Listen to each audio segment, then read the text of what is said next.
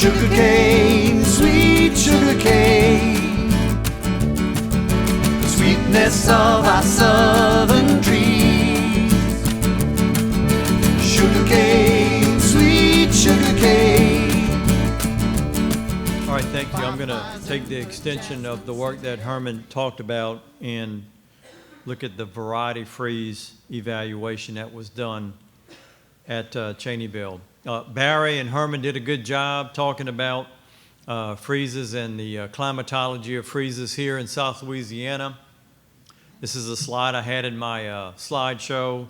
It's just a snapshot of the same type of data. And the story here is we do get freezes in November, and we've had to deal with them periodically. So the other thing I talk a lot about in the presentations is that, our industry acreage is increasing. Obviously, that acreage is increasing both north and westward. And, you can say that, but if you see the geographic center, that's in St. Martin Parish, but you can kind of weight the data. And even within a short time frame, you can look at 2016, 2017, on up to 2019. You can see the center of the industry moving both north and south. Well, what does that mean in terms of risk? Well, that puts us at risk for more damage from freezes. So we didn't just think about freeze tolerance testing in the northern part of the state 2 days before the freeze. Justin Dufour, the county agent in Avoyelles Parish, had a meeting during the summer. We met with some growers at the Deanley Research Station, and we wanted to come alongside the existing cold tolerance work that was being done at Houma. We wanted to increase our chances of getting more data on the varieties, because it's easy to overwhelm a cold tolerance test and it's easy to underwhelm a cold tolerance test. So if we figured we had a cold tolerance test up in the north part of the state and one in the south part of the state, that would increase our chances on getting varieties. And this is the picture of the trial at the Deanley Research Station. This is just a picture of the Outfield Test at Harper's, right across there. So this is just what Herman talked about. Again, the data from the test that was put in the middle of the field.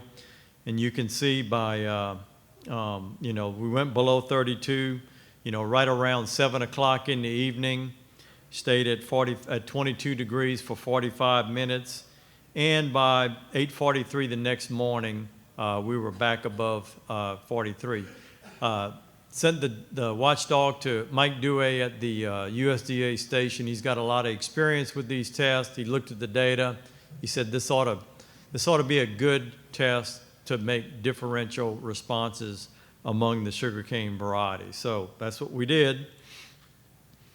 So you load up the truck and, head north, and, it was a team effort. We went out there the day after the freeze, and the way it works is you go out there and you we cut 8 stalk bundles for this one. You don't top it where you normally top in the hard joint, but we top it through the leaf whirl, and we don't strip it. We want to try to maximize the differences among the varieties. We put them on the trailer, covered them up so we wouldn't blow all the leaves and trash up, put them in the lab, and our lab is set up just like any core lab at the mill. You run them through the shredder, and you catch it, and there's Wilson on the press, so we press 1,000 grams like you would normally do. We send the pressed juice into the lab, and we get Brix and Pole reading from that. From the Brix and Pole reading, you can get percent juice Pole, and you can come up with a purity reading based on the amount of Pole compared to the Brix reading, and then just a typical TRS value that you would see. Had a pH meter to measure pH of the juice. Had a setup to measure titratable acidity, where you just take 0.1 normal sodium hydroxide and you want to raise 50 mils of sugarcane juice to a pH of 8.3, and then you convert that on the amount of mils to take up 10 mils of sugarcane juice. Jeannie took another subsample and ran polysaccharides on the test. You may all see that also referred to as gums in the literature. And of course, Jeannie did that at Audubon, just down the street from the research station. So this is a picture of 615 on the right, and this is from the November sampling. So we go there the day after the freeze, and then we go weekly. And so we sampled the test 5 times. So the first sampling date on November the 14th serves as a baseline, and then the weekly sampling, we can measure everything in relation to the baseline. So we did have trouble clarifying 615 toward the end of the test in the last 2 sampling dates. That's what it looks like. It does. The solution gets cloudy. The polarimeter is unable to give you a pole reading. And the sample on the right is just normally correctly topped 299, and you can see what a difference makes with clean cane. So we talked about juice purity. This is the 5 sampling dates, and again, this is an average over all the varieties. And you got to remember, there's quite a range of variation within the test for the varieties, but you can see where we started off on purity at about 85.4. Went down to 83.5, and then kind of settled in around a purity value of about 80. We seem to kind of reach that equilibrium around 80 purity. TRS started off at 217, down to 212, and again, for the last 3 sampling dates, things seem to settle in around 190 TRS. Juice pH, normal sugarcane juice pH should be somewhere in the neighborhood of 5.5. So you can see we started off at 5.67, dropped down to the second sampling date at 5.41, and again, by the third, fourth, and fifth sampling date, we settled in around 4.8 for juice pH. Titratable acidity, again, that's the number of mils to raise the pH of 10 milliliters of sugarcane juice to a pH of 8.3. So you can see 1.5, and you would expect this to increase. So baseline value of 1.55 on the initial planting date on November the 14th. Then you can see by December the 9th, we were at 1.9 and pretty close at the last sampling date of December the 16th. So as expected, pH would drop, titratable acidity would increase. Polysaccharides, gums. You can see on the initial sampling date, November the 14th, value around 6,000 parts per million. By December the 9th, the 4th sampling date, right at just over 8,000. And on the last sampling date, just over 7,700 parts per million. Seemed to settle in around that 8,000. Now, separating out a few varieties, I could put 13 varieties up here and 5 sampling dates, and it would look like a bowl of spaghetti, so I'll just use a couple of them to, prove the point here. But that's 615, and this is pH. Again, we would expect pH to drop as the effect of the freeze continues. So the green bar is the initial sampling date on November the 14th, and this happens to be the 4th sampling date on December the 9th. So you can see a pH drop in 615 from 578 to 466, and you can see 838, which is a more freeze-tolerant variety, pH going from 5.59 to 4.92. Same thing for juice purity. That's 615, juice purity of 86.7 going down to 70.5. And in the more cold-tolerant variety, 838, you see it going from 85.4 to 84.8. The way we express this data is a percent reduction based on the initial sampling date. So that's an 18.7% reduction for 12-615 and a 0.6% reduction for 838. And what we do is we took the 4th sampling date and the 5th sampling date, and we ordered the varieties for all 5 of these traits: TRS, purity, pH, titratable acidity, and polysaccharides. And came up with a rating scale. So again, we order them 1 to 13, and 13 being the worst. So if you've accumulated a bunch of 13s and you have a high number, you're going to get a poor cold tolerant rating. Then you just look for natural breaks in the data.